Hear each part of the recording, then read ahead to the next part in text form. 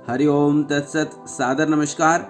योग परिचय के आज अध्ययन में हम लोग पढ़ने वाले हैं वशिष्ठ संहिता। जैसा कि आपको दिख रहा है, आज वशिष्ठ संहिता के अनुसार हठ योग पढ़ेंगे। वशिष्ठ संहिता हठ योग का एक बहुत ही विशुद्ध ग्रंथ है। यह वशिष्ठ संहिता मूलतः 1150 ईस्वी पूर्व लिखी गई थी। पहले हम संक्षेप में वशिष्ठ संहिता के बारे में बताएंगे, उसके बाद इसका विस्तार से वर्णन करेंगे आज आधे से 1 घंटे के इस वीडियो में।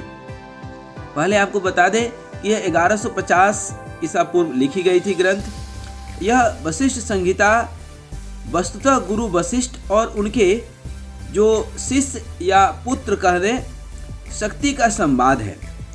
इसमें कुल 6 अध्याय हैं, जिसमें पहला अध्याय कर्म के प्रकार हैं।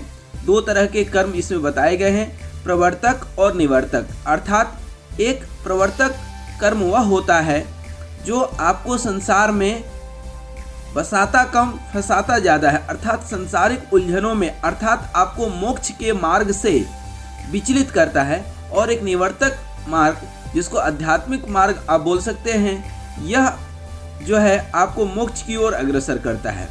फिर अष्टांग योग। अष्टांग योग में जो है 8 योग जो महर्षि पतंजलि ने दिया है, ये वही योग है, लेकिन बहिरंग और अंतरंग के आधार पर इसमें जैसे कि यम, नियम, आसन, प्राणायाम और प्रत्याहार, ये 5 जो है बहिरंग थे पतंजलि के अष्टांग योग में।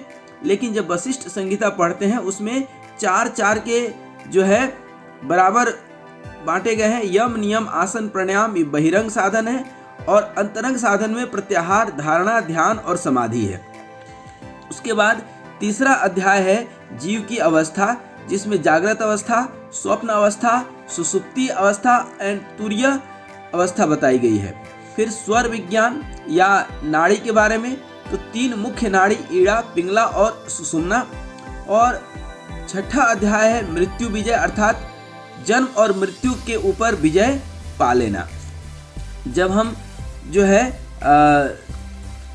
यम की बात करते हैं, तो अभी तक हम लोग अष्टांग योग में जो है 5 जो है यम देखे थे, लेकिन वशिष्ठ संहिता में 10 तरह के यम हैं। अहिंसा, सत्य, अस्तेय अर्थात दूसरे के सामान की चोरी न करना, अपरिग्रह अर्थात जरूरत से ज़्यादा सामान न रखना, धृति अर्थात सभी प्राणी में, सभी जीवों में सम भाव रखना, क्षमा का भाव रखना, आर्जव अर्थात मन, वचन, कर्म में एक रूपता, जैसा हम सोचे वैसा ही हम बोलें और उसी तरह हिसाब से कर्म भी करें। मिता आहार और शौच मतलब शारीरिक और मानसिक शुद्धि। मिता आहार का मतलब होता है कि हम उतना ही आहार लें जिससे हमारा शरीर स्वस्थ रहे।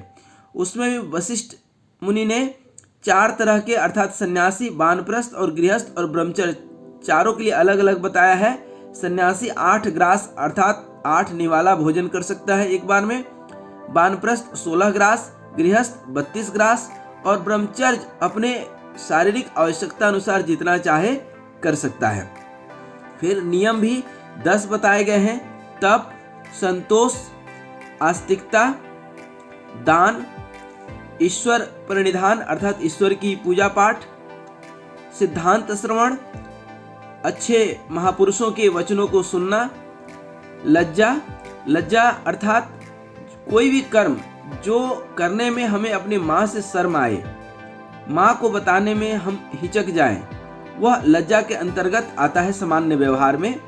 मति अर्थात विचार, जप भी 3 प्रकार का बताया गया है, उच्च जप, उपांशु जप और मनस जप अर्थात मानसिक जप।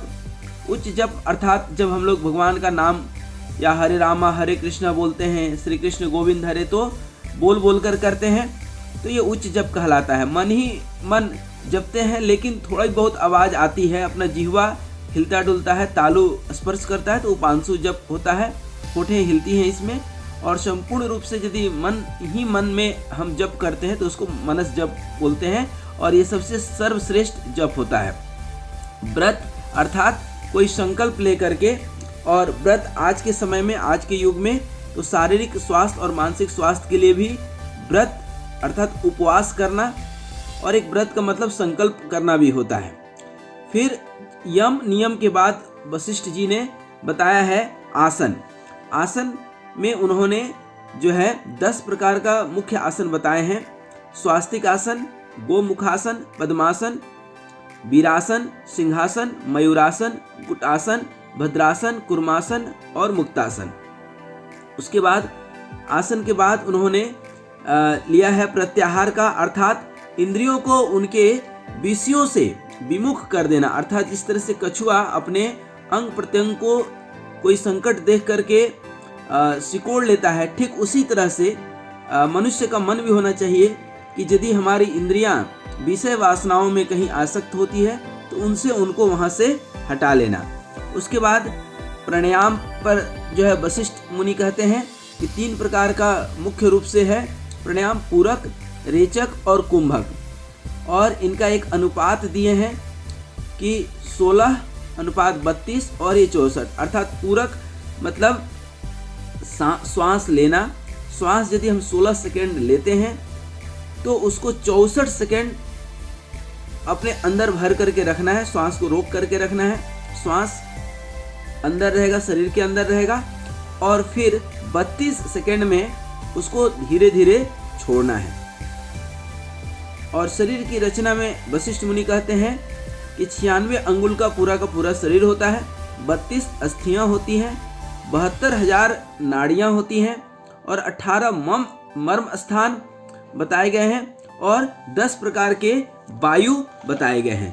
तो इस प्रकार से ये वशिष्ठ मुनि का जो है वशिष्ठ संहिता है। और धारणा भी ठीक उसी प्रकार से पृथ्वी, जल, तेज यहाँ पर अग्नि का प्रतीक है, वायु और आकाश, इस तरह से ये जो है 5 प्रकार के धारणा बताए गए हैं। और फिर धारणा के बाद जो है ध्यान आता है। ध्यान भी 2 तरह के मुख्य रूप से बताए गए हैं, सगुण और निर्गुण। सगुण भी 5 प्रकार के हैं जो अभी थोड़ी देर के बाद मैं बताऊंगा आपको। और समाधि अर्थात आत्मा को आत्मा से लगा देना ही समाधि कहलाता है। तो ये एक संक्षेप व्याख्या थी वशिष्ठ संहिता की। अब हम लोग सविस्तार व्याख्या देखेंगे और मैं एक एक चीज आपको पढ़ करके कोशिश करूंगा बताने की। सबसे पहले हम लोग देखें तो वशिष्ठ संहिता एक अति प्राचीन ग्रंथ है। यह पांडुलिपियों में लिखा गया है। यह योग का एक महत्वपूर्ण ग्रंथ है। जैसा कि नाम से ही ज्ञात है, वशिष्ठ ऋषि ने लिखा है, इसीलिए इसको वशिष्ठ संहिता कहते हैं। यह ग्रंथ योग के कुछ प्रारंभिक ग्रंथों में से एक है। इसमें यम और नियम, आसन या प्रत्याहार या प्राणायाम जो भी कुछ है बहुत सूक्ष्मता से वर्णन किया गया है। इतनी सूक्ष्मता से और इतनी वैज्ञानिक दृष्टिकोण से उस प्राचीन काल में बहुत कम ऐसे ग्रंथ मिलेंगे जहाँ पर इतनी सूक्ष्म रूप से वर्णन किया गया हो और वैज्ञानिक ढंग से। शरीर की विभिन्न प्रकार की नाड़ियों की और कुंडली के बारे में विस्तार से वर्णन किया गया है। इनके द्वारा वायु और कुंडली शरीर के विभिन्न भागों में किन किन स्थान पर है इसका वर्णन किया गया है। जब प्राणायाम की बात करते हैं तो प्राणायाम की विभिन्न विधियों की सूक्ष्मता से वर्णन किया गया है वशिष्ठ संहिता में। ध्यान का समाधि की अवस्था में क्या महत्व है, ध्यान के बाद ही तो समाधि होगी, उसका क्या महत्व है, और फिर एक योग अभ्यासी को जो एक योग साधक है किस प्रकार से साधना करनी चाहिए, इसकी बड़ी सफलता और सरलता से मार्गदर्शन किया गया है। योग चिकित्सा में भी इनके द्वारा रचित जो वशिष्ठ संहिता नाम का ग्रंथ है उसका बहुत ही महत्व है, क्योंकि इन्होंने योग के अंगों का बहुत ही सूक्ष्मता से वर्णन किया है, जिसमें अनेक प्रकार की शारीरिक और मानसिक बीमारियों की उपचार के समय प्रयोग आज आधुनिक समय में किया जाता है। उपचार के समय इन सूक्ष्म विधियों का प्रयोग करके अधिक से अधिक लाभ पहुंचाने की कोशिश की जाती रही है और की जाती है। कुछ शब्द की परिभाषाओं को देखें तो वशिष्ठ ऋषि ने 6 उद्देश्यों अर्थात 6 अध्याय कुल वशिष्ठ संहिता में 362 श्लोक के द्वारा 7 अंगों के क्रमबद्ध अभ्यास की पद्धति के रूप में वर्णित किया है, जिसके अभ्यास से ईश्वर के स्वरूप का दर्शन होता है। ऐसी योग की पद्धति जिसमें यम और नियमों की सूक्ष्म विवेचना है वह वशिष्ठ संहिता है। ऐसा योग जो प्रत्येक जीवों का माप, नाड़ियों का स्थान, चक्रों का स्थान, कुंडलिनी का स्थान, ऋतुओं का स्थान का ज्ञान देता है वह वशिष्ठ संहिता है। एक ऐसा ग्रंथ जो योग के क्रमबद्ध आसनों का सूक्ष्म ज्ञान देता है। वह पद्धति जो प्राणायाम के पहले नाड़ी शुद्धि को महत्व देती हो वह वशिष्ठ पद्धति ही कहलाती है। वह पद्धति जो प्राणायाम के पहले नाड़ी शुद्धि को महत्व देती है, क्योंकि कोई भी प्राणायाम के पहले नाड़ी शुद्धि अति आवश्यक है। नाड़ी ज्ञान में स्वर के साथ सामंजस्य स्थापित करना। वशिष्ठ पद्धति के अनुसार प्राणायाम 3 प्रकार से हैं, जो अभी हमने बताया, रेचक, पूरक और कुंभक। और ये तीनों ही 3 अक्षर से जो है संपन्न होते हैं, आ, उ और म। और इन तीनों को एक साथ करेंगे तो ओम बन जाता है। ओम उच्चारण ही वशिष्ठ संहिता में ब्रह्म स्वरूप कहा गया है। यही गायत्री है वशिष्ठ मुनि के अनुसार। प्राणायाम अभ्यास ही सर्वस्व है। प्रतिदिन अभ्यास से ब्रह्म के स्वरूप का ज्ञान हो जाता है। सहित और नित्य प्राणायाम का अभ्यास वशिष्ठ के अनुसार सर्वोत्तम है। वह योग शास्त्र जो 4 प्रकार के प्रत्याहार का वर्णन करता है। इंद्रियां, आत्मा, कर्म और 18 मर्म ऐसे वर्णन आते हैं। धारणा में 5 प्रकार के बीज शब्द, ये सब बीज मंत्र से लिए गए शब्द हैं। ल, व, र, य, ह, इनसे पंच महाभूत को सिद्ध किया जाता है। वह ध्यान की पद्धति जिसमें सगुण और निर्गुण का वर्णन किया है वशिष्ठ संहिता कहलाता है।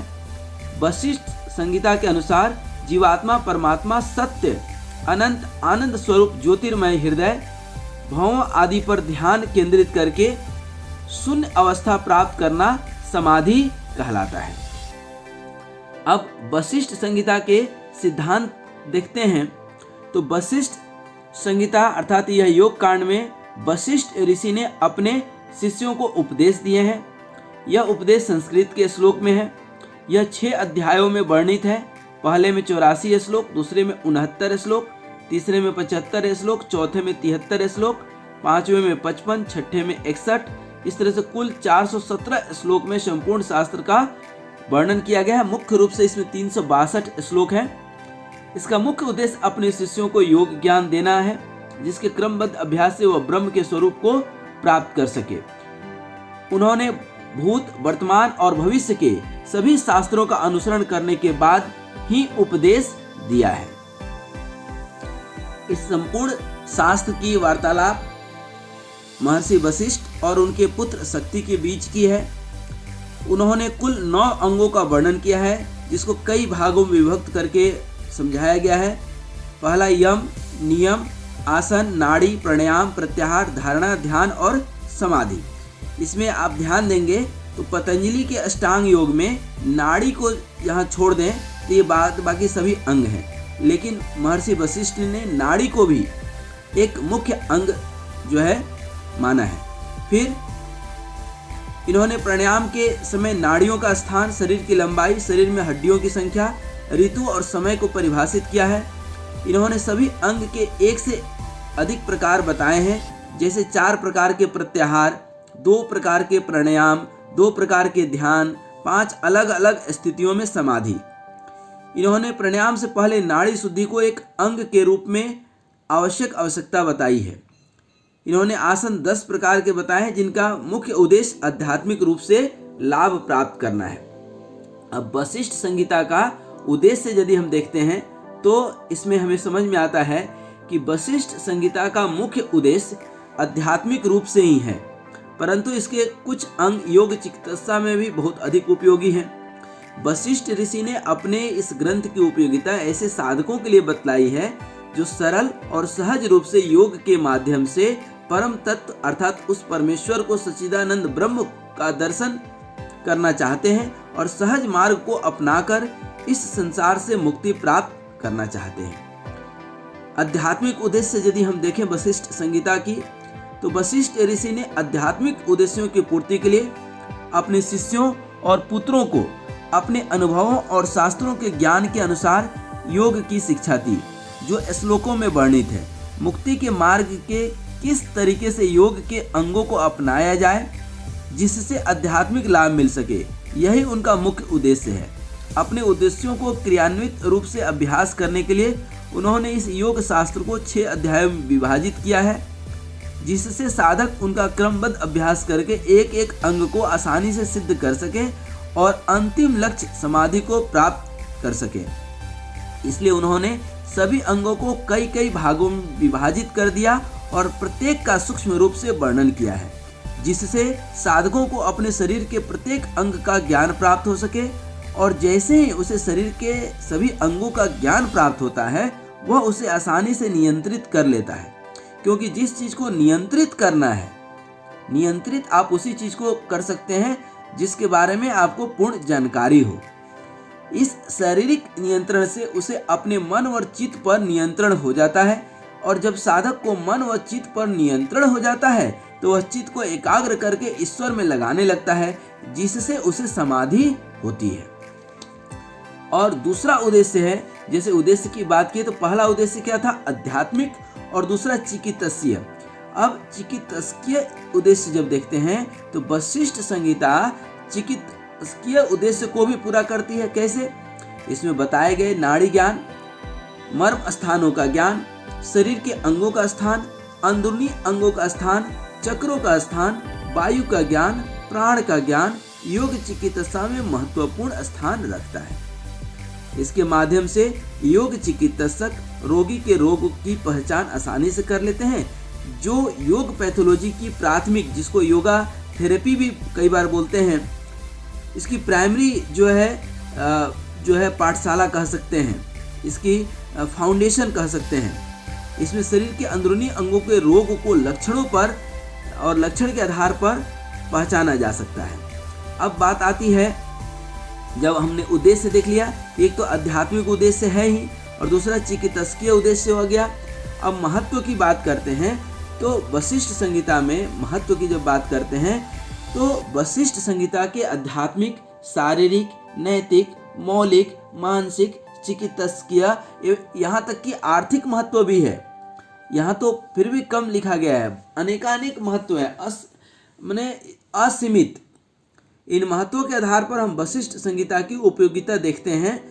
इसकी एक विशेषता यह है कि इसने अपने श्लोकों में उनका साफ साफ वर्णन किया है। प्रत्येक अंग को अलग अलग करके विषय अनुसार विस्तार से वर्णन किया है, जो इसके महत्व को बढ़ाता है। इसमें महत्व बहुत अधिक तो नहीं निकलते, पर जितने भी महत्व इसमें सामने आते हैं वह आज के युग में योग चिकित्सा में बहुत उपयोगी है तथा योग चिकित्सा की पैथोलॉजी की आधारशिला का कार्य करते हैं, जो शारीरिक लक्षणों के आधार पर निर्धारित की गई है।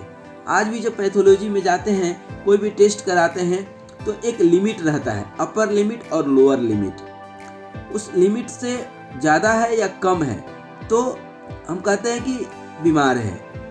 उसी तरह से वशिष्ठ ऋषि ने आज से हजारों साल पहले इस चीज को उन्होंने परिभाषित किया, जो आज भी उपयोगी है। शरीर के लक्षणों को पहचानकर रोग का निर्धारण करना इसका मुख्य उद्देश्य है। यह निर्धारण अभ्यास के पहले, अभ्यास के समय और अभ्यास के बाद एक दिन में अभ्यास की कई पुनःवृत्ति के बाद निकाला जाता है। यह अपना प्रभाव किस रूप में डालते हैं उस पर सूक्ष्मता से नजर रखकर विश्लेषण करना योग वशिष्ठ की उपयोगिता और महत्वता को सिद्ध करता है। आध्यात्मिक महत्व अब देखते हैं। सबसे पहले योग वशिष्ठ आध्यात्मिक उद्देश्यों की पूर्ति के लिए ही बना है। वशिष्ठ जी ने अपने शिष्य व पुत्रों को अध्यात्म में लाने के लिए इसका वाचिक रूप में वर्णन किया। यह आध्यात्मिक ज्ञान का भंडार है। यह योग के अंगों का विस्तार से विश्लेषण करता है और प्रत्येक अंग की आध्यात्मिक महत्वता को भी सिद्ध करता है कि किस अंग के द्वारा साधक को किस प्रकार का आध्यात्मिक लाभ प्राप्त होता है।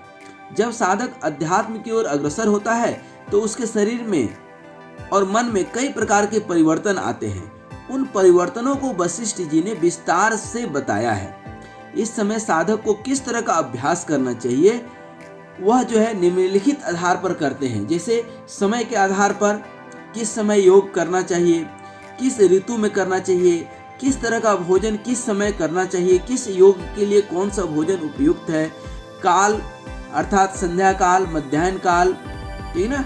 इस तरह से वो काल आदि के ज्ञान से किस प्रकार मन को साध कर ईश्वर में लगाना है, इसका विस्तार से उन्होंने इस ग्रंथ में वर्णन किया है। अर्थात समय, ऋतु, काल, भोजन ये योग में महत्वपूर्ण स्थान रखते हैं। अब शारीरिक महत्व देखें वशिष्ठ संहिता की, तो वशिष्ठ जी ने नियमों में तप, आस्तिकता, सिद्धांत श्रवण, व्रत, जप का वर्णन किया है। शरीर के आकार के अनुसार आसन और प्राणायाम से किस प्रकार शारीरिक लाभ प्राप्त किया जा सकता है। जैसे योग करने से शरीर में दृढ़ता आती है, लचीलता, स्थिरता और निरोगी काया बनी रहती है। मानसिक महत्व की बात करें तो यम, प्रत्याहार, धारणा, ध्यान द्वारा मन पर नियंत्रण करके चित्त को एकाग्र करना ही मुख्य उद्देश्य है योग का, जिसका लाभ समाधि की अवस्था में होता है। आसन, प्राणायाम आदि अंगों के अभ्यास से साधकों में कई प्रकार के मानसिक परिवर्तन आते हैं। यह परिवर्तन उसके व्यवहारिक, सांसारिक, आध्यात्मिक जीवन में बहुत महत्व रखते हैं। जैसे उसमें दृढ़ता आती है, डिसीजन टेकिंग कैपेबिलिटी बढ़ जाती है, संकल्प शक्ति का विकास होता है, डिटर्मिनेशन का, कंसंट्रेशन आता है, साहस, ऊर्जा, शक्ति, ज्ञान, वीर्य, शांति आदि भाव मानसिक रूप से तटस्थ रहते हैं। यह उसे एक उच्च श्रेणी का व्यक्ति और व्यक्ति से व्यक्तित्व या कहें तो योग साधक बनाते हैं। अब चिकित्सकीय महत्व की बात करें तो यहाँ पर बताए गए आसन, प्राणायाम, नाड़ी ज्ञान योग चिकित्सा में बहुत अधिक महत्व रखते हैं। खास करके आज आधुनिक युग में जब कई सारी बीमारियों का कोई इलाज एलोपैथ या आधुनिक चिकित्सा विज्ञान में नहीं है, वहाँ पर वशिष्ठ संहिता काम आता है। इसका प्रयोग करके चिकित्सा विधियाँ तैयार की जाती है। चिकित्सा विधियाँ तैयार करते समय वशिष्ठ द्वारा बताए गए सूक्ष्म से सूक्ष्म अंगों के विश्लेषण का लाभ उठाया जाता है। वशिष्ठ संहिता की एक मुख्य विशेषता है कि वह छोटे छोटे विषयों पर भी ध्यान केंद्रित करती है। इन्हीं छोटी छोटी बातों का उपचार देते समय रोगियों पर ध्यान दिया जाता है, जिससे उपचार में बहुत अधिक सहायता मिलती है। इसकी जब आध्यात्मिक महत्व की बात करते हैं तो आध्यात्मिक और चिकित्सीय उपयोगिता आज के युग में मुख्य रूप से सामने आता है। इसके अतिरिक्त इसकी कोई और उपयोगिता दार्शनिक रूप से भी सिद्ध होती है। यह ग्रंथ अति प्राचीन है, योग में बहुत महत्वपूर्ण स्थान रखता है, इसलिए इसके विषयों को नकारा नहीं जा सकता। योग की शिक्षा और अध्ययन में इस ग्रंथ की उपयोगिता छात्रों के सभी विषयों को किस तरीके से सूक्ष्म दृष्टि से देखा जाना और उनका किस तरीके से फायदा उठाना है, यही इसकी उपयोगिता है। इसको पाठ्यक्रम में इसलिए रखा गया है जगह जगह पर क्योंकि योग के बहुत कम ग्रंथ ही प्रमाणिक हैं, जिसमें से कि एक वशिष्ठ संहिता है। आगे आने वाले समय में चिकित्सकीय दृष्टि से नए नए विषय योग से जुड़े हैं जो उपचार की दृष्टि से बहुत उपयोगी हैं, जिनसे रोगियों को लाभ पहुंचाया जाता है। यह आधुनिक समय में योग का उद्देश्य आध्यात्मिक से हटकर शारीरिक और चिकित्सकीय लाभ देना ज़्यादा हो गया है। इन्हीं लाभों के आधार पर नई नई पुस्तकें आज के समय में आ गई है। लेकिन चलिए हम तो आज देख रहे हैं वशिष्ठ संहिता और वशिष्ठ संहिता के प्रथम अध्याय में प्रवेश करने जा रहे हैं। अब प्रथम अध्याय में हम देखें तो वशिष्ठ ऋषि ने प्रथम अध्याय में कुल 84 श्लोक जो हम पहले भी बता चुके हैं, इसमें उन्होंने अंगों का वर्णन किया है। इनके द्वारा बताए गए अंगों के पालन से साधक को योग के अंतिम लक्ष्य ईश्वर प्राप्ति का मार्ग आसानी से प्राप्त हो जाता है। प्रथम श्लोक में उन्होंने ईश्वर, ब्रह्म, जीव, आत्मा आदि का वर्णन किया है। फिर उन्होंने योग के अंगों के विषय में बताया है। ज्ञानी लोग किस तरीके से इन अंगों को अपनाकर अपने शरीर व मन को शुद्ध करते हैं। शास्त्रों में बताए गए साधनों का पालन करके कर्म और बुद्धि के द्वारा मानसिक रूप से अपने चित्त को नियंत्रित करके ईश्वर के स्वरूप को धारण करते हैं तथा ज्ञान भक्ति से प्रेरित होकर आनंदमय अनुभव ग्रहण करते हैं। ज्ञानी हो या अज्ञानी, जब तक शरीर साधन के रूप में विद्यमान है तब तक सभी साधकों को कर्म का अनुष्ठान करके मुक्ति मिल सकती है। कर्म के मूल को कर्म कांड कहते हैं और वशिष्ठ संहिता का पहला अध्याय ही है कर्म, जो ब्रह्म द्वारा स्वयं योग निष्ठा के लिए कहा गया है, क्योंकि ज्ञानी और मुमुक्षु भी कर्मों का अनुष्ठान करते हैं। कृष्ण भगवान भी गीता में यही कहते हैं कि बिना कर्म किए व्यक्ति 1 मिनट भी नहीं रह सकता है।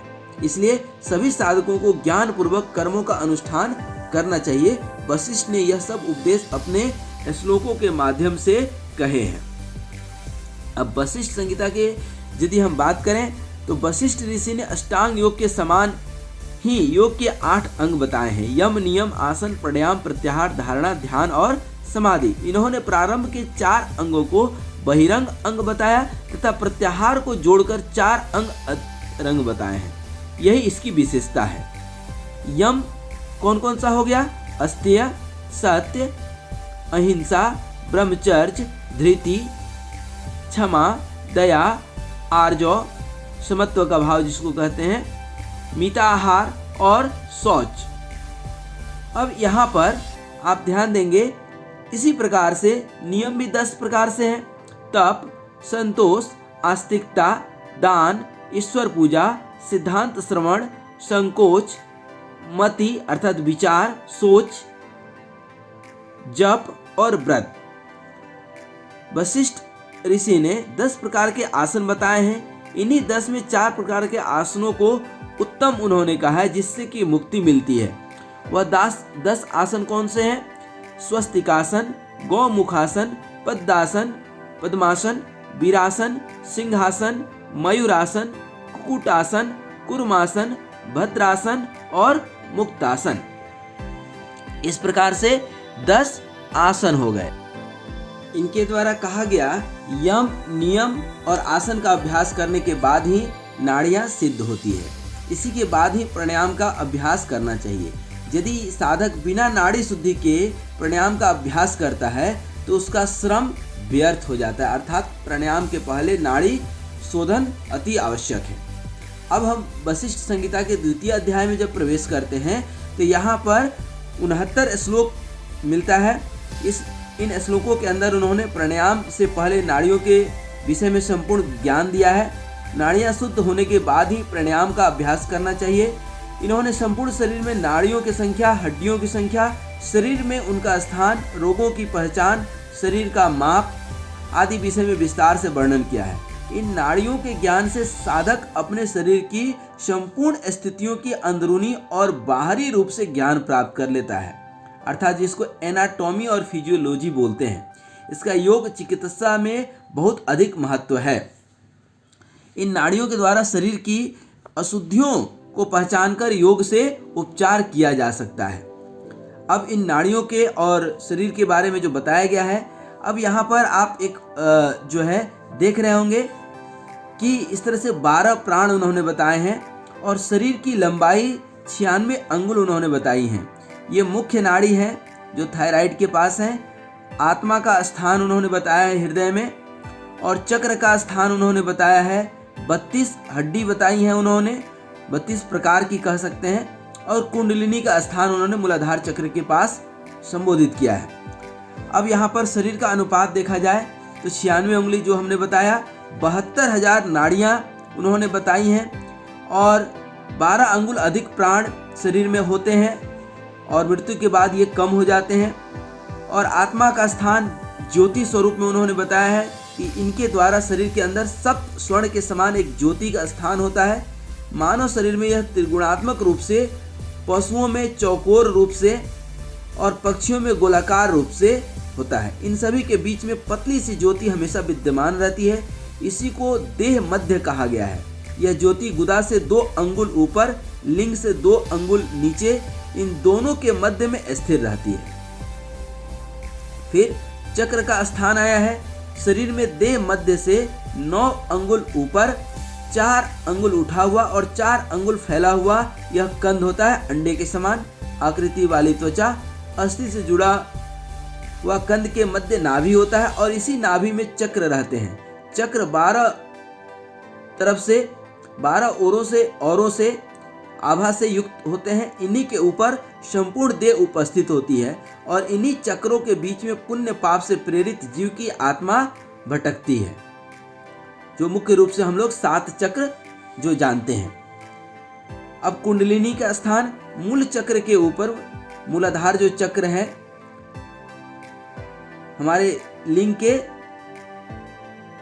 नीचे जो है और नीचे से 2 अंगुल ऊपर कुंडलिनी का स्थान होता है, जो नाभि के ऊपर नीचे इधर उधर फैला हुआ होता है। यह 8 आकृति वाला आकार के अक्षर से युक्त होता है। 8 बार कुंडलित होने के कारण इसका नाम कुंडलिनी पड़ा है। यह सुषुम्ना मार्ग से प्रवाहित होती है। जो ईड़ा, पिंगला और सुषुम्ना, जब दोनों नाक से समान रूप से हवाएं चलती है।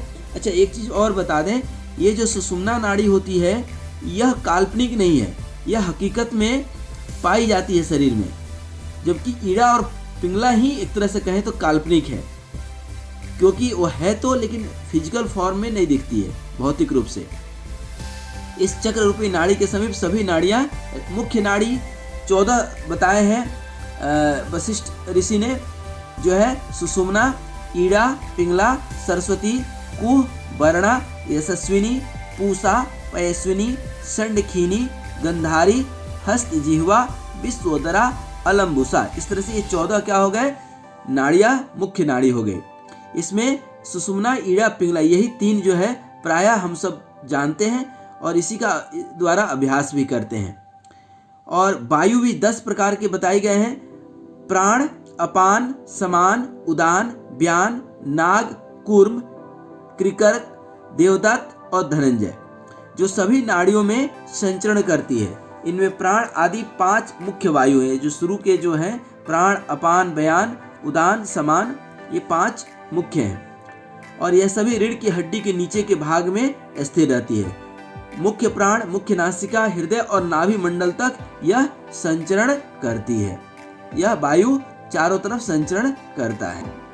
अब वायु का स्थान देखें तो प्राण जो वायु होता है वो सभी स्थानों में, अर्थात पाँव के अंगूठे से लेकर के सर तक पूरा फैला हुआ रहता है। यहाँ पर एक चित्र में आपको दिखाया भी गया है कि कहाँ पर समान वायु है, ठीक ना। ये धनंजय, व्यान, नाग, देवदत्त, कूर्म, कृकर, उदान, प्राण, अपान वायु, ये शरीर के 10 प्राण वायु बताए गए हैं। तो जो है प्राण वायु पूरे शरीर में होते हैं। और अपान, यह नाड़ी, लिंग, गुदा, अंडकोश, उरु, घुटना, जंघा, पेट, कमर, नाभि के मध्य के हिस्से में स्थिर रहता है, अर्थात निचले भाग में अपान वायु। समान वायु, यह शरीर में जो है व्यवस्थित रूप से व्याप्त रहती है। खाए हुए अन्न को यह पचाती है। जठराग्नि से इसका सीधा संबंध है। सभी 72,000 नाड़ियों में यह नाड़ी संचरण करती है। उदान वायु, यह वायु सभी हड्डियों और जोड़ों में जो है स्थिर रहती है, इन्हीं के चलते ज्वाइंट पेन होता है। व्यान, कान और आंख के मध्य में, ग्रीवा में, ग्रीवा प्रदेश जिसको बोलते हैं, दोनों एड़ियों में, नाक में, गर्दन में, आंख में स्थिर रहती है, इसी को व्यान वायु बोलते हैं। नाग जो है यह नाड़ी त्वचा और अस्थि में स्थिर रहती है। कूर्म अर्थात पलक झपकना, देखना आदि क्रिया कूर्म वायु की है। कृकर, इसके द्वारा छींकना, अनजाने में प्रतिक्रिया आदि क्रियाएं की जाती है। देवदत्त, इसके द्वारा सोना, जम्हाई लेना, उबासी इत्यादि। और धनंजय, इसके द्वारा तृष्णा आदि क्रियाएं होती है, द्वेष, तृष्णा, ईर्ष्या इत्यादि।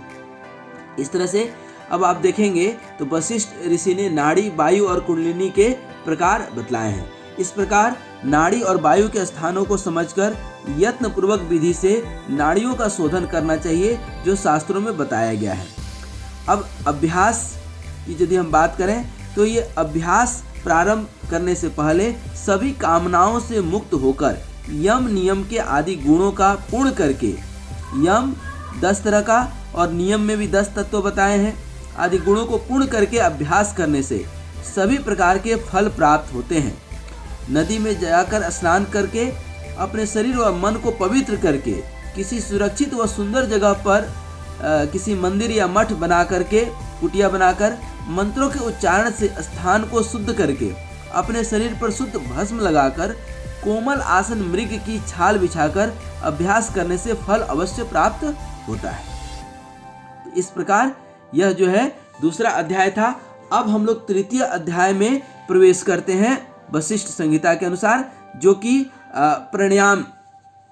इसमें 75 श्लोक का वर्णन मिलता है और संपूर्ण विधि का वर्णन किया गया है। 4 प्रकार के प्रत्याहार का वर्णन किया गया है। उन्होंने प्राणायाम को ओमकार युक्त ध्वनि अर्थात प्राण बताया है। प्राण व अपान के मिलन को प्राणायाम कहा गया है। रेचक, पूरक और कुंभक, इन तीनों से प्राणायाम बनता है। 3 अक्षर ओमकार को अलग बताया गया है। अ, उ और म, इन तीनों के मिलन से ब्रह्म ध्वनि उत्पन्न होती है, जिसे ओमकार कहा जाता है, जिसे वेदों में स्वर कहा गया है। उपनिषद में आधारभूत है अ और उ, और अ और उ के क्रमशः सृजन को धारण करने वाला अंतिम मकार उपसंहार लय कहा गया है। अब हम आते हैं प्राणायाम के प्रकार पर। कितने तरह से प्राणायाम है? तो जब हम प्राणायाम की बात करते हैं तो वशिष्ठ ऋषि के अनुसार प्राणायाम मुख्यतः 3 प्रकार के बताए गए हैं। रेचक, पूरक और कुंभक। यह 3 अक्षरों से युक्त होते हैं। अ, उ और म, जो ओमकार शब्द माने गए हैं, जिसको वेद में स्वर कहा जाता है। उपनिषद के आधारभूत यही अ और उ का उच्चारण जो है अंतिम अक्षर मकार उपसंहार से लय बन जाता है। इसके अंतर्गत आकार स्वरूप वाले अक्षर को गायत्री नाम से भी जाना जाता है, जो लाल वर्ण वाला, हाथ में दंड धारण किए हुए, जो 16 वर्ष की लड़की के समान है। इसी में ओमकार स्वरूप वाली शुक वर्णाणी गरुड़ वाहनी 30 वर्षीय युवती चक्र धारिणी देवता है। मकार स्वरूप वाली स्त्री त्रिलोचना, शुक्लांडगी, शूलहस्ता, वृक वाहिनी या 50 वर्ष से ऊपर की सावित्री देवी है। इसे 3 नामों से जाना जाता है, सरस्वती, माहेश्वरी और पश्चिमा। इन तीनों नामों को ही कारण कहा जाता है और तीनों के मूल का कारण भाव स्वरूप ब्रह्म ही है, जो सभी के कारण है। विद्वान लोग इस ओमकार शब्द का उच्चारण करते हैं, जो एकाकार प्रणव ज्योति में स्थित है। ऐसा समझा जाता है कि ओमकार युक्त रेचक, पूरक और कुंभक, इन तीनों से ही विधि पूर्वक प्राणायाम करना चाहिए। रेचक, पूरक और कुंभक की विधि क्या है? तो प्राणायाम करते समय 3 प्रकार की विधियां अपनाई जाती है। पहले में श्वास अंदर खींचना, दूसरे में श्वास बाहर छोड़ना अर्थात रेचक, तीसरे में श्वास रोकना अर्थात कुंभक। इसके अतिरिक्त श्वास खींचकर रोकना और छोड़ कर रोकना भी कुंभक कहलाता है। इसका क्रमानुसार अभ्यास करते हैं, जिसके बहुत अधिक लाभ होते हैं।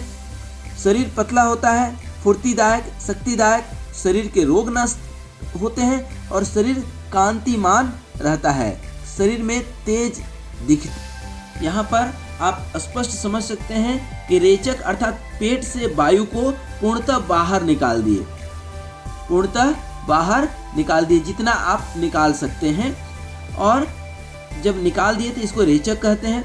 और पूरक, अब वायु को जो है अंदर भरते हैं, जितना आप ज़्यादा से ज़्यादा भर सकते हैं वायु को, उसको कहते हैं पूरक। और इस तरह से पेट में भरी वायु को रोक करके रखना क्या कहलाता है?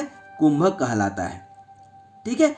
अब देखिए इससे क्या होता है कि जितने भी जो है डीऑक्सीनेटेड ब्लड में जितने भी विकार होते हैं वह सब वायु के साथ बाहर फिर रेचक प्रक्रिया में निकल जाते हैं और शुद्ध वायु मिल जाता है शरीर को।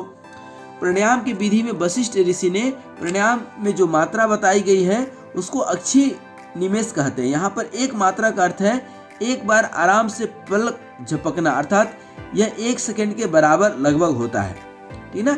और इसका जो अनुपात होता है 1:4:2:4 का होता है, अर्थात 16 सेकंड में आप सांस लीजिए, 64 सेकंड आप उसको अंदर रखिए, फिर 32 सेकंड में उसको बाहर छोड़िए और फिर छोड़ करके बिना श्वास का 64 सेकंड रहिए, फिर 16 सेकंड में श्वास लीजिए, फिर 64 सेकंड अंदर ही श्वास को रोकिए, फिर 32 सेकंड में छोड़िए और फिर 64 सेकंड बिना श्वास का रहिए, फिर 16 सेकंड लीजिए। इस तरह से यह प्रक्रिया चलते जाता है और यह कम से कम आप 16 बार कर सकते हैं। ईड़ा नाड़ी द्वारा ओमकार शब्द का, अब देखिए कोई घड़ी लेकर के तो बैठते नहीं हैं, तो अंदर ही अंदर हम ओमकार शब्द का स्मरण करें और 16 बार करें तो ये मानकर चलते हैं कि 16 सेकंड हो गया। जब पेट में यह वायु स्थिर हो तो 64 मात्राओं तक इसे कुंभक के द्वारा अपने अंदर रोकना चाहिए और वहां पर ओमकार का स्मरण करते हुए जप करना चाहिए। फिर छोड़ने का समय देखें तो इसी वायु को 32 मात्राओं में धीरे धीरे पिंगला नाड़ी द्वारा छोड़ना चाहिए। अतः देखिए, ईड़ा से श्वास लीजिए, रोकिए, पिंगला से छोड़िए, फिर पिंगला से लीजिए, रोकिए और ईड़ा से छोड़िए। तो छोड़ते समय एकाग्रचित होकर अंतिम अक्षर म का ध्यान करना चाहिए। इसी को प्राणायाम कहते हैं और इसी का अभ्यास करना चाहिए। इसी को पुनः 64 मात्राओं तक कुंभक के द्वारा रोकना चाहिए और ओमकार का जप करते रहना चाहिए। दोबारा छोड़ने का समय इसी धारणा की हुई वायु को ईड़ा नाड़ी से पुनः बाहर की ओर 32 मात्राओं में छोड़ देना चाहिए। चक्र अर्थात जो 7 चक्र या क्रम जो कहते हैं, इस प्रकार यह एक प्राणायाम का चक्र पूरा होता है। इसे प्रतिदिन 16 बार करना चाहिए। इस प्राणायाम का नाम तो नहीं दिया गया है, पर यह अनुलोम विलोम से मिलता जुलता है। इस प्राणायाम के लाभ बताते हुए उन्होंने कहा है कि इससे बीर्ज का स्खलन अपने आप नहीं होता, स्वेच्छा से होता है। जो इस प्राणायाम से पवित्र हो जाता है वह परम गति को प्राप्त होता है और नरक से मुक्ति मिल जाती है। संसारिक समुद्र से यह प्राणायाम मुक्ति दिलाता है। प्राणायाम करते समय शारीरिक स्थिति के बारे में वशिष्ठ ऋषि कहते हैं कि कनिष्ठ प्राणायाम अर्थात जब प्राणायाम करते समय बहुत अधिक पसीना निकलने लगे तो उसे कनिष्ठ प्राणायाम कहते हैं, और जब प्राणायाम करते समय पसीना नहीं निकले तो उसे मध्यम अभ्यास कहते हैं, और जब यह प्राणायाम सिद्ध हो जाता है और योगी सुख प्राप्त करता है तो उसे उत्तम प्राणायाम कहते हैं। और ऐसा प्राणायाम करने से शरीर के अंदर प्राण का लय क्रम स्वरूप हो जाता है और इसका लाभ यह है कि आसन को बांधकर लगाकर प्राणायाम का अभ्यास करने से शरीर को हल्का और ऊपर की ओर उठने का अनुभव प्राप्त होता है। ऐसे साधकों को श्वास प्रश्वास बहुत ही कम रहता है, जो न के बराबर रहते हैं, परंतु उत्तम प्राणायाम के कारण दोनों शांत हो जाते हैं। इनके शांत हो जाने से कैवल्य कुंभक अपने आप लगने लगता है। यह कैवल्य कुंभक की विधि है। रेचक और पूरक के बिना जो सुखपूर्वक वायु को ग्रहण करते हैं वही कैवल्य कुंभक प्राणायाम कहलाती है। फिर एक सहित कुंभक अर्थात वह कुंभक जो मात्राओं के साथ किया जाए वह सहित कुंभक प्राणायाम कहलाता है। श्वास को छोड़कर और लेकर जो कुंभक किया जाता है वही सहित कुंभक है। सहित और कैवल्य कुंभक प्रतिदिन अभ्यास करने से कैवल्य कुंभक अपने आप होने लगता है, अर्थात आपको समय का अंदाजा लगाने की जरूरत नहीं है, वो खुद व खुद बायोलॉजिकली जो है होने लगेगा। रेचक और पूरक के बिना जब कैवल्य कुंभक आसानी से लगने लगता है तो साधक के लिए कुछ भी प्राप्त करना आसान हो जाता है। इससे मन की इच्छा शांत हो जाती है और बुढ़ापा नहीं आता, मृत्यु नहीं होती और इसी प्राणायाम के अभ्यास से नाद की उत्पत्ति होती है। फिर एक आता है प्राण निरोध प्राणायाम। शरीर के अंदर जब प्राण को किसी विशेष स्थान पर रोका जाता है तो उसे प्राण निरोध प्राणायाम कहते हैं। इससे मृत्यु पर विजय प्राप्त हो जाती है, अर्थात स्वेच्छा मृत्यु जिसको कहते हैं। अब आगे वशिष्ठ ऋषि जो है प्राण को बस में करने की विधि बताते हैं। तो सर्वप्रथम आसन लगाकर इस प्रकार से बैठे कि जो रीढ़ की हड्डी है मेरुदंड बिल्कुल सीधा, गर्दन मस्तक स्कंद और पीठ व पेट को सीधी अवस्था में रखते हुए दोनों आंखों से दाहिने एड़ी को देखें। ठीक है। एकांत में आसन पर बैठकर जितेंद्रिय योगी अत्यंत धीरता धैर्य के साथ मन में वायु को अपने अंदर वायु अग्निमंडल में पहुंचाकर अग्नि के साथ स्थिर करते हैं। ये पहले ही बता चुके हैं कि किस तरह से 5 वायु जो तेज जो है या आकाश तत्व जल तत्व ये सब हम लोग बात कर चुके हैं। जब अग्नि भस्म हो जाए तब प्राणायाम को अपने महिमा मंडल से ऊपर ले जाते हैं। दोनों आंखों से नाभि को देखते हुए ओमकार का जप करना चाहिए, जिससे आंतरिक प्राण का निवास कहते हैं। जब तक उसमें सफलता न प्राप्त हो जाए अभ्यास करते रहना चाहिए। इसके पहले वायु को बाहर से खींचकर पेट में भरकर रखना चाहिए तथा पांव के अंगूठे, नाभि तथा नसाग्रह में उसका धारणा करनी चाहिए, जिससे प्राण बस में आ जाता है। उसके बाद अब छठा आता है नाद प्राणायाम विधि, अर्थात नाद ध्वनि जो होते हैं। दोनों हाथ के अंगूठे से, कान तर्जनी से, दोनों आंख मध्यमा से, दोनों नासापुट अनामिका और कनिष्का से, दोनों होठों को बंद करके मस्तक के अंदर स्फटिक मणि के समान स्वच्छ नाद को सुनने का अनुभव करना चाहिए। यह नाद सुषुम्ना नाड़ी में नीचे से ऊपर की ओर ब्रह्म द्वार तक फैली रहती है, जो वीणा दंड के समान मस्तक तक स्थिर रहने वाला नाद है। जब यह नाद सुनाई देता है तो उसकी ध्वनि निम्न प्रकार की होती है। सबसे पहले शंख की ध्वनि सुनाई देती है, बाद में मेघ की ध्वनि, फिर सुषुम्ना में प्राण प्रविष्ट करता है तो वायु के समान, जब ब्रह्मरंध्र में प्राण पहुंच जाता है तो झरने के समान नाद सुनाई देता है, जिससे सभी वायु बस में आ जाती है। योगी लोग आनंद का अनुभव प्राप्त करते हैं यहाँ पर। उसके बाद जो है अंतिम जो प्राणायाम है वह है ज्योतिर्मय प्राण विधि। एकाग्र होकर जब ब्रह्मरंध्र में ओमकार का ध्यान करते हैं तो ज्योतिर्मय प्राण वायु मस्तिष्क में दिखाई देने लगती है। इसी प्राण में आत्मा का सदा प्रकाश रहता है, जो सूर्य के समान दिखता है। जब अभ्यास सर्वोत्तम हो जाता है तो शरीर को त्यागने की इच्छा इसी प्राणायाम में होती है। इसी को महाप्राण कहते हैं, जिसमें प्राण वायु द्वारा प्राण को छोड़ देते हैं। वही अनित्य है, यही परम पद आकाश है, परमानंद स्वरूप है। इसी में आत्मा को बुद्धि पूर्वक लीन कर देते हैं। यही ब्रह्म स्वरूप है, जिसमें पुनः जन्म नहीं होता। इस प्रकार से प्राणायाम में कुल 7 विधि जो है वशिष्ठ ऋषि यहाँ बतलाते हैं। अब हम प्रवेश करते हैं प्रत्याहार की ओर। तो जैसा कि घेरण ऋषि के अनुसार यह 4 प्रकार के प्रत्याहार बताए गए हैं, लेकिन यहाँ पर जो है वशिष्ठ संहिता में इंद्रिय नियंत्रण, आत्म नियंत्रण, मन नियंत्रण और आत्मा का अनुष्ठान और मर्म स्थान, ये एक विशेष चीज जो है बताया गया है वशिष्ठ संहिता में, जो दूसरे जगह पर नहीं है। अब इंद्रिय नियंत्रण विषयों से घृण यहाँ पर वशिष्ठ ऋषि कर लीजिएगा।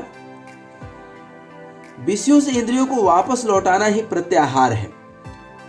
देखिए, प्रत्याहार और मिताहार दोनों अलग अलग चीज है। प्रत्याहार अर्थात इंद्रियों को ठीक उसी तरह से अपने बस में रखना जैसे कछुआ अपने अंगों को कोई बाहरी संकट देखकर समेट लेता है, उसी तरह से अपनी इंद्रियां भी अपने को समेटते आना चाहिए।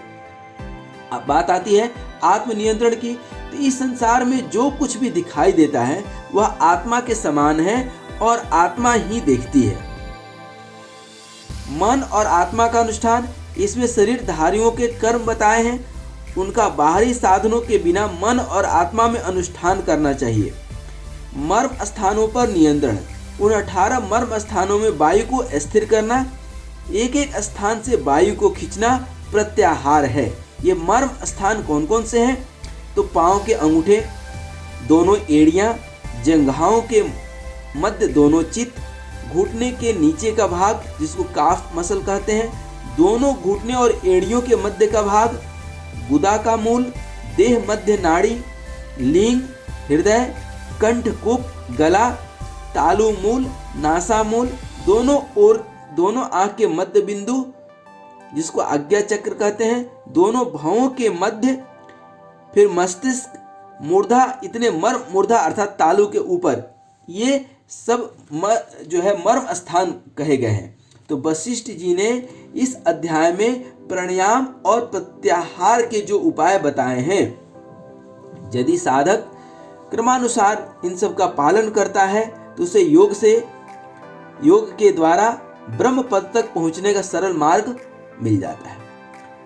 अब हम लोग पहुंचते हैं चतुर्थ अध्याय में, जहाँ पर कि धारणा, ध्यान इत्यादि की बात करते हैं। इसमें कुल 72 श्लोक जो है दिए गए हैं। धारणा को बीज शब्दों से बताया गया है। इन शब्दों के आधार पर धारणा करने से किस प्रकार से ध्यान और समाधि के लक्ष्य तक पहुंच सकते हैं, ये बताया गया है।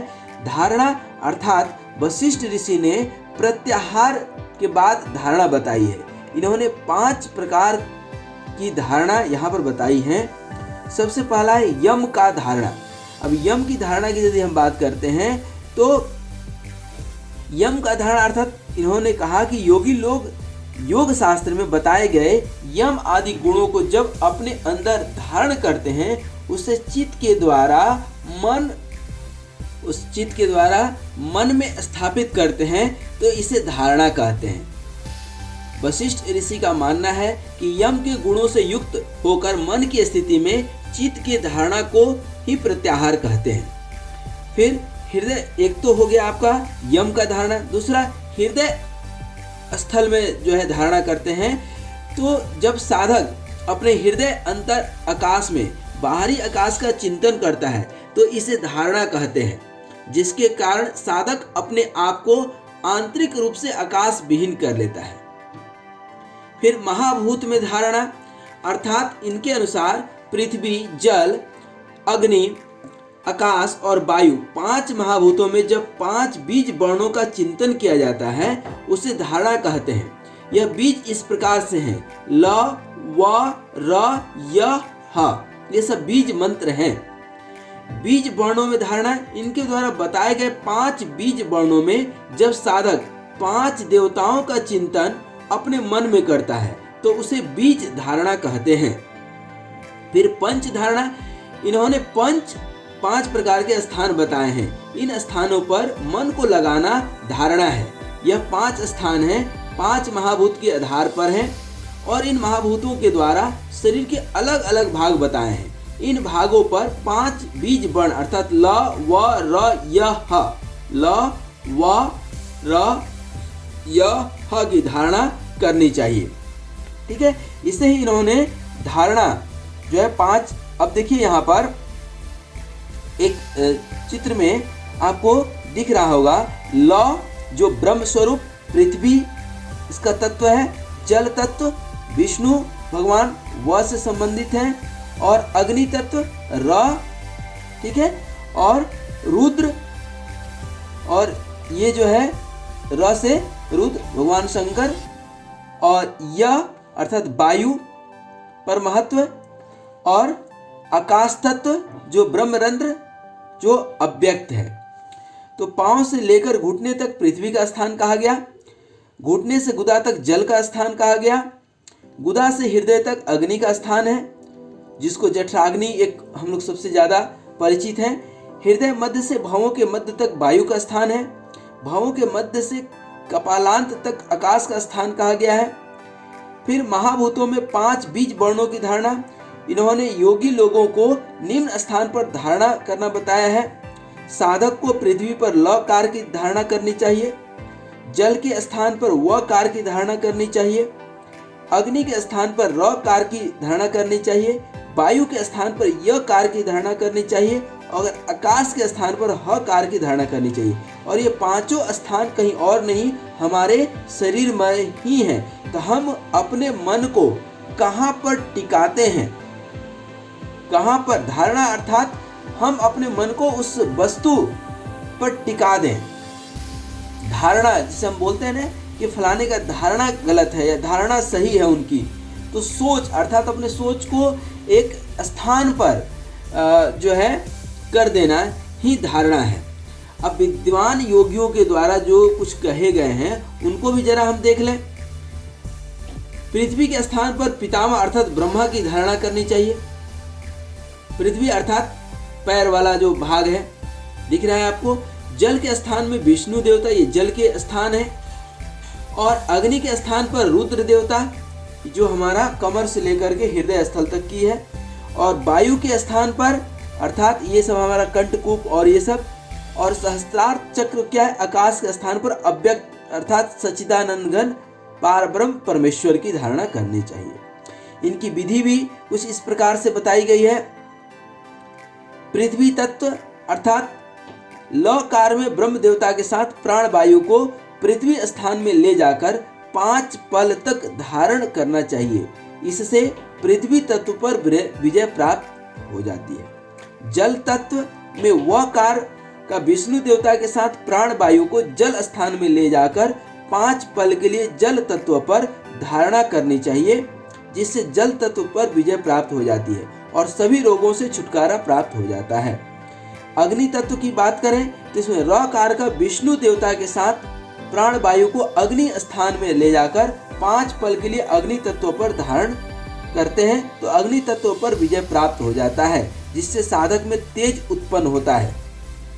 वायु साधक जो है वायु तत्व में यह कार का महत्व के साथ प्राण वायु को इस वायु स्थान में ले जाकर 5 पल के लिए वायु तत्व पर धारणा करे तो वायु तत्व पर विजय प्राप्त हो जाती है, जिससे साधक आंतरिक रूप से आकाश विहारी हो जाता है। योगी का जीवन मुक्त हो जाता है। 1 वर्ष के अंदर ही उसका मल मूत्र पर भी नियंत्रण हो जाता है।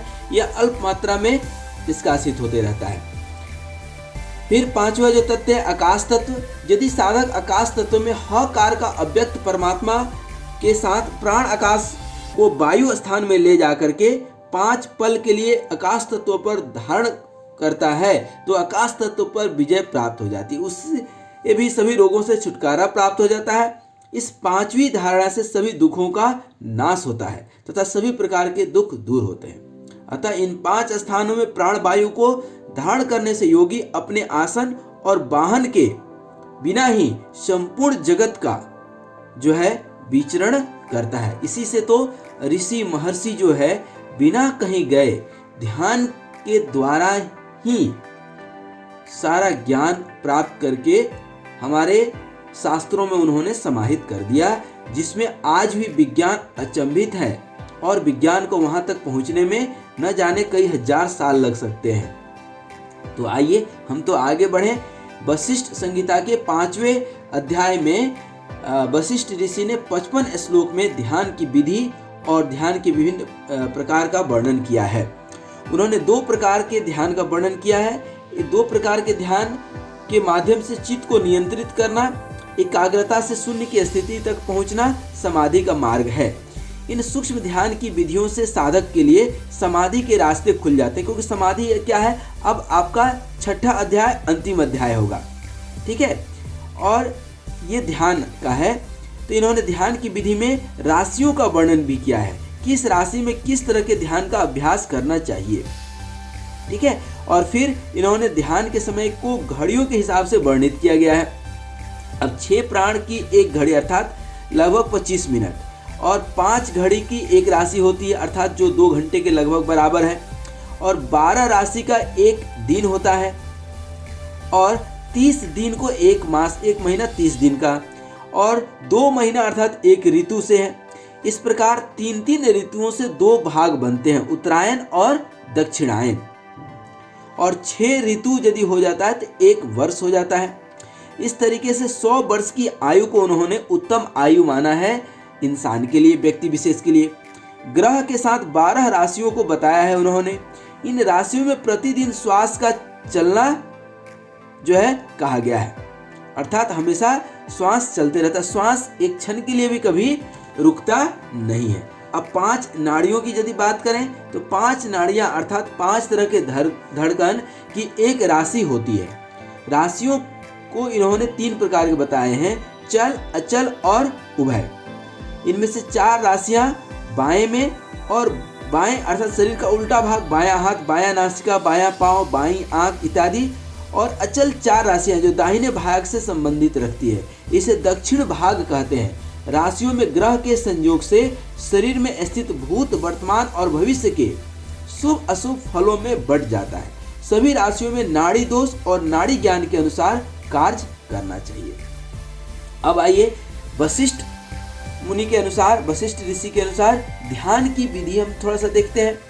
तो ध्यान का अर्थ वशिष्ठ ऋषि कहते हैं कि जो साधक एकाग्र चित्त होकर ध्यान लगाता है और अपने चित्त का चिंतन करता है, वह सभी प्राणियों में सर्वश्रेष्ठ प्राणी कहलाता है। वह किसी भी बंधन में बंद करके नहीं रहता है, वह मोक्ष को प्राप्त करता है। इन्होंने ध्यान को शरीर के मर्म स्थानों, नाड़ियों के स्थान, वायु के स्थान पर ध्यान अलग अलग रूप से लगाना चाहिए, ऐसा बताया है। ऋषि ध्यान के विषय में बोलते हुए कहते हैं कि जब साधक ध्यान की अवस्था में अपने निज स्वरूप को मन के तत्व ज्ञान से उसे समझ लेता है, उसे ध्यान कहते हैं। ध्यान के दो रूप इन्होंने बताए, सगुण और निर्गुण। सगुण और निर्गुण। अब सगुण ध्यान क्या होता है? सगुण का अर्थ है साधक के गुण से और उसमें ध्यान लगाते समय जो जो गुण होने चाहिए वह वशिष्ठ ऋषि ने बताए हैं।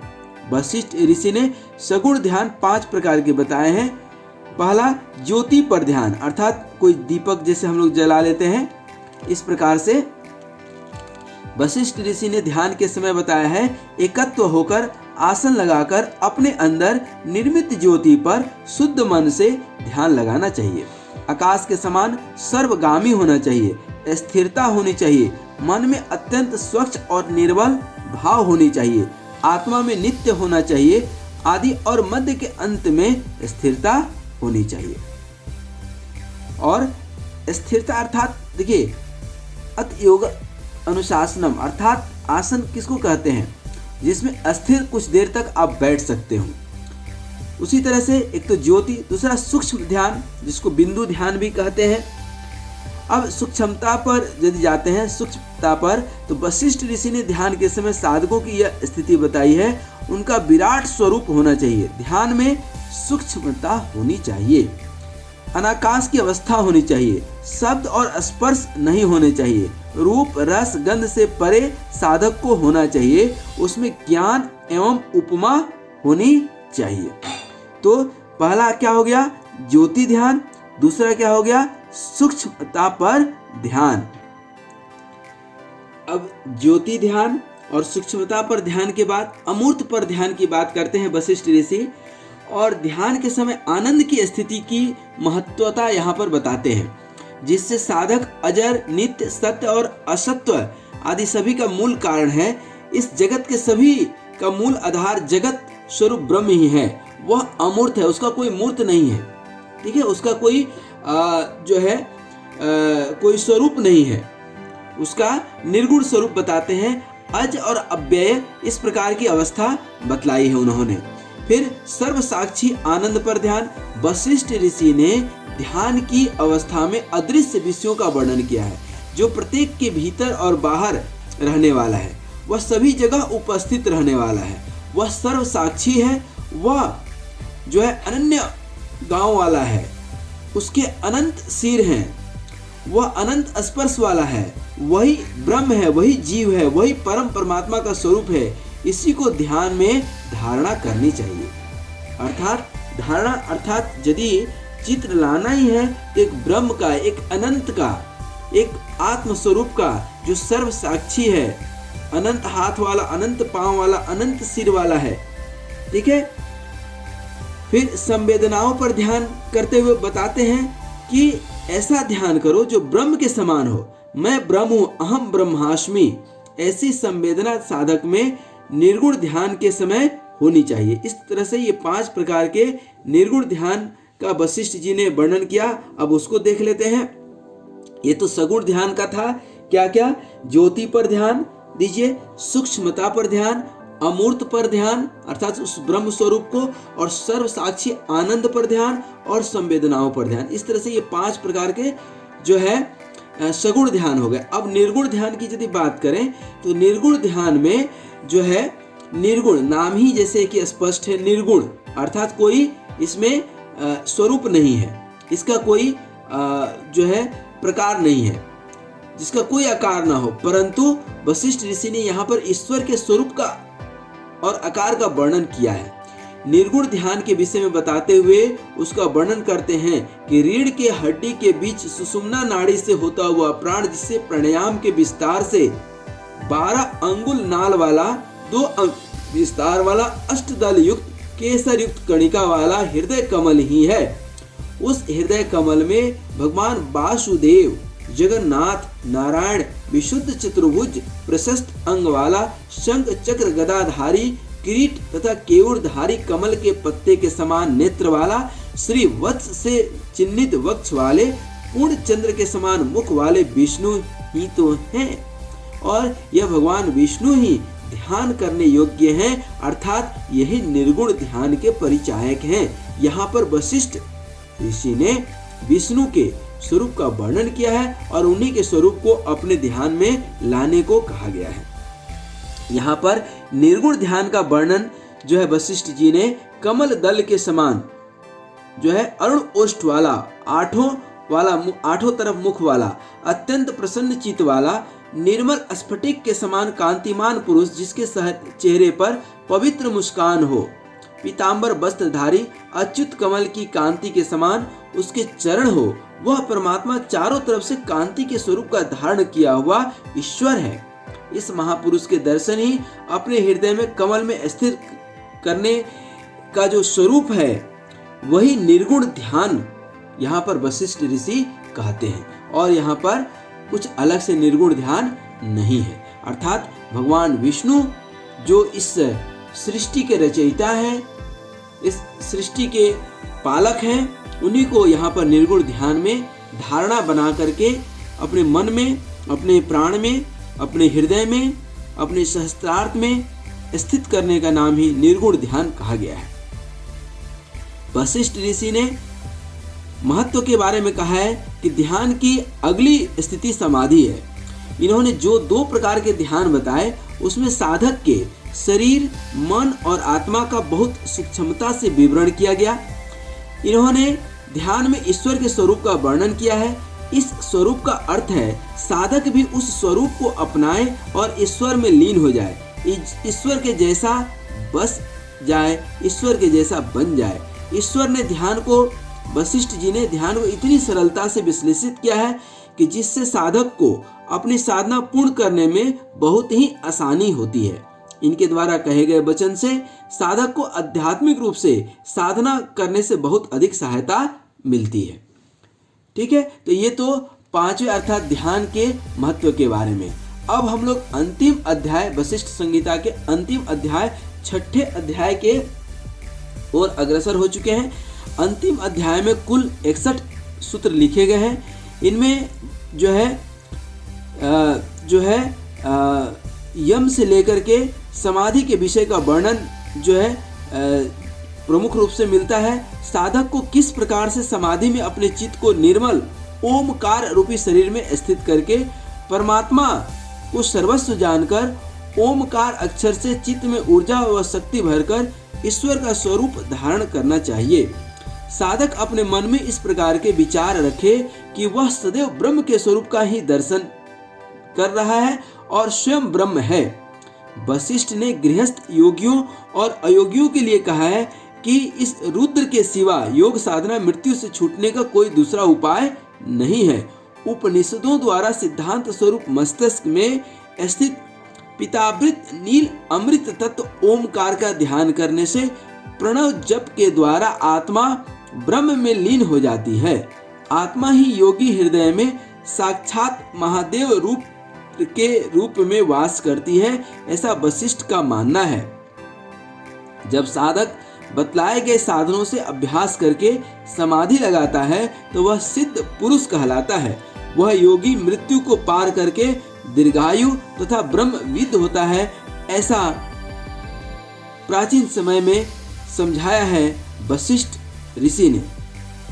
समाधि का अर्थ बताते हुए वशिष्ठ ऋषि कहते हैं कि वशिष्ठ समाधि की अवस्था के विषय में विस्तार वर्णन तो करते ही करते हैं। उन्होंने सर्वप्रथम भाव पास दूर करने वाली समाधि का वर्णन किया गया है। भाव पास अर्थात भावनाओं से प्रेरित साधक के प्रति इस अवस्था में होने के कारण वह कहते हैं कि तुम इसे सुनने के योग्य हो, अर्थात तुम समाधि लगा सकते हो। अर्थात भावनाओं से अतीत होना। भावनाओं से अतीत होने का मतलब क्या है कि हम इस माया मोह में जो है ये मेरा है, ये तेरा है, इस मुक्ति से हम मुक्त हो गए। समाधि के रूप में वर्णन करते हुए उन्होंने कहा है कि जब यम आदि गुणों से तुम्हारा मन और चित्त युक्त हो, प्राण को अपने बस में कर लिए गए हो, अर्थात अपने बस में प्राण आ गया हो, किसके द्वारा? प्राणायाम के द्वारा। और प्राण को बस में करने, प्राणायाम के द्वारा जब प्राण बस में हो गया हो और इंद्रियों को बस में कर लिया गया हो, तब धारणा और ध्यान से युक्त होकर समाधि का अभ्यास करना चाहिए। वशिष्ठ ऋषि ने समाधि के विषय में कहा है कि जब साधक का जीवात्मा और परमात्मा अर्थात जीव के आत्मा उस परम आत्मा से एकाकार हो जाए तो वह समाधि कहलाती है।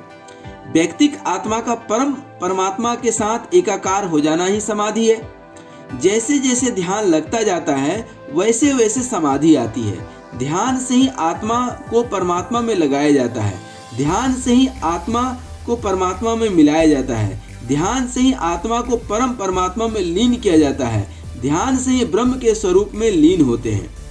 इन्होंने जीवन के सत्य, ज्ञान, अनंत और आनंद स्वरूप निर्गुण ब्रह्म का आत्मज्ञान व आत्मा चिंतन को ही समाधि कहा है। इसे समाधि का लाभ बताया गया है। साधक अपने हृदय कमल के अंदर आत्मा में शरीर का आकार वासुदेव परमात्मा का ध्यान करने को समाधि कहते हैं। इसे उन्होंने समाधि का लाभ कहा है, जिससे वासुदेव का दर्शन होता है। हृदय कमल के मध्य में स्थित शिखा स्वरूप ईश्वर का ज्योतिर्मय ध्यान करने से वहां पर समाधि के लाभ प्राप्त होते हैं। हृदय कमल में स्थित अमृत से भरे देह के स्वामी आत्मा का पुरस्कार में ध्यान करने से समाधि के लाभ प्राप्त होते हैं। जब साधक भवों के मध्य में स्थित स्वर्ण के समान पीले वस्त्र वाले ईश्वर का अपनी आत्मा में ध्यान करता है तो इससे समाधि के लाभ मिलते हैं, अर्थात भगवान विष्णु का सूर्य के समान सूर्य मंडल शरीर देवता हरि का परमात्मा में ध्यान करने से समाधि का लाभ प्राप्त होता है।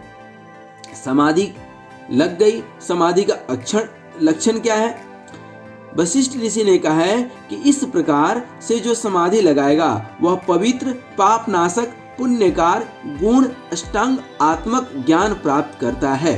अर्थात कहें तो ध्यान से ही सारा ज्ञान प्राप्त होता है। जैसा कि अभी बताया भी गया है कि व्यक्ति को कहीं भी किसी आसन और वाहन की जरूरत नहीं पड़ती है, लेकिन वह पूरा संसार में विचरण कर सकता है, अनुसंधान कर सकता है, गमन कर सकता है और इसी ज्ञान के साथ उसको सभी फल प्राप्त होते हैं जो निष्काम कर्म अनुष्ठान करने वाले साधकों को मुक्ति दिलाते हैं।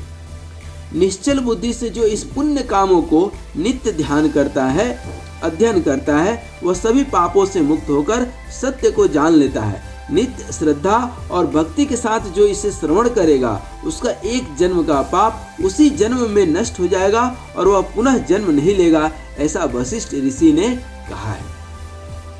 अब अंत में योग चिकित्सा में वशिष्ठ संहिता की भूमिका देखने के बाद हम लोग जो है एक दूसरे से विदा होंगे, लेकिन उसके पहले हम लोग योग चिकित्सा में वशिष्ठ संहिता की भूमिका देखें तो पाते हैं कि योग के विषय में सूक्ष्मता से वर्णन कहीं किया गया है तो वह है वशिष्ठ संहिता। इन्होंने सभी अंगों को सूक्ष्म रूप में दर्शाया है, उसका छोटे से छोटा विश्लेषण किया है। उन्होंने एक अंग को तोड़कर उसके कई प्रकार बताए हैं। जैसे प्रत्याहार के 5 प्रकार उन्होंने बताए हैं कि किस तरह से इंद्रियों को अपने बस में करें। धारणा के भी 5 प्रकार, जल तत्व, आकाश तत्व, तेज तत्व इत्यादि बताए हैं। ध्यान के भी 2 रूप, सगुण, निर्गुण और सगुण में भी 5 प्रकार उन्होंने बताए हैं और निर्गुण में भी ब्रह्म इस संसार के पालक, रचयिता, सब कुछ जो भगवान विष्णु है उनके ध्यान को ही निर्गुण उन्होंने बताया है।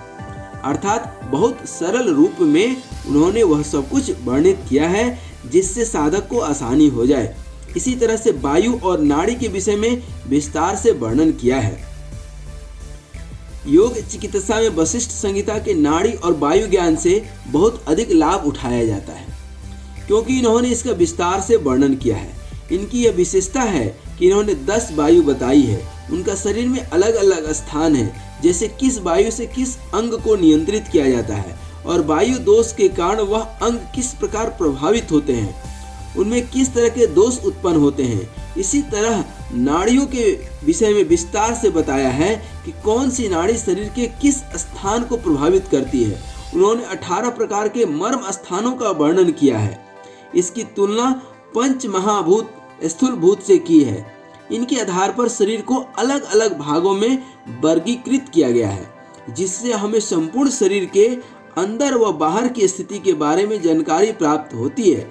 साथ ही शरीर को मापने की विधि बताई है कि हर व्यक्ति के शरीर का माप उसकी स्वयं की उंगली के 96 उंगली के बराबर की लंबाई होती है और इन्होंने शरीर में हड्डियों की संख्या 12 प्रकार की बताई है। अतः वशिष्ठ संहिता के अनुसार बताए गए नाड़ी, वायु, मर्म स्थान के ज्ञान को योग चिकित्सा में पैथोलॉजी के रूप में प्रयोग किया जाता रहा है, आज भी किया जाता है। इसमें शारीरिक लक्षणों के आधार से रोग का पता लगाया जाता है, जैसे किस स्थान पर रोग है, वहाँ कौन सी नाड़ी खराब है, कौन सा मर्म स्थान है, तीनों दोष वात पित्त कफ किस वायु को रोग को प्रभावित कर रहा है आदि का पता इससे चलता है, जिससे उस स्थान को प्रभावित करने के लिए आसन, प्राणायाम आदि कराए जाते हैं और व्यक्ति पुनः स्वस्थ हो जाता है। तो आज हम लोगों ने जो पढ़े, अब अंत के 2 मिनट में यदि हम ध्यान दें तो आज हम लोगों ने पढ़ा है कि वशिष्ठ संहिता क्या है। वशिष्ठ संहिता का जो है शारीरिक, आध्यात्मिक और मानसिक महत्व क्या है, इनके सिद्धांत क्या हैं, उद्देश्य क्या है और जो है आज के आधुनिक समय में इनका क्या जो है महत्व है। इसको जो है 6 अध्यायों में विभक्त किया गया है और ये 6 अध्याय जो है मुख्य रूप से कर्म के प्रकार, नाड़ियों की स्थिति, स्वर विज्ञान, फिर ध्यान की विधि, प्राणायाम, धारणा, समाधि इत्यादि विस्तार से बतलाए गए हैं। सूक्ष्म से सूक्ष्म तरीके से विषयों का वर्णन मिलता है और प्राणायाम में भी मात्राओं का, समय का, शरीर की स्थिति, काल, भोजन, किस प्रकार योग में परिपक्वता लाएं, यह सब बताया गया है। बीज तत्वों का वर्णन विस्तार से मिलता है, जिसमें जो है ल, र, व, य, ह इत्यादि हम लोगों ने देखे और ऋतुओं का वर्णन मिलता है, किस ऋतु में कौन सा योग साधन करना चाहिए। इस तरह से आज हम लोगों ने जो है वशिष्ठ संहिता का एक संक्षेप में ज्ञान लिए। फिर हम लोग अब बाद में वशिष्ठ संहिता के मूल ग्रंथ का सरल अनुवाद भी पढ़ेंगे, लेकिन आज यहीं तक जो संक्षेप में वशिष्ठ संहिता था इसका हमने जो है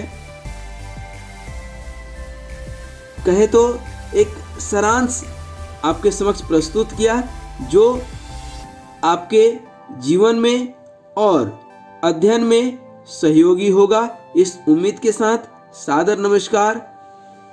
हरिओम तत्सत।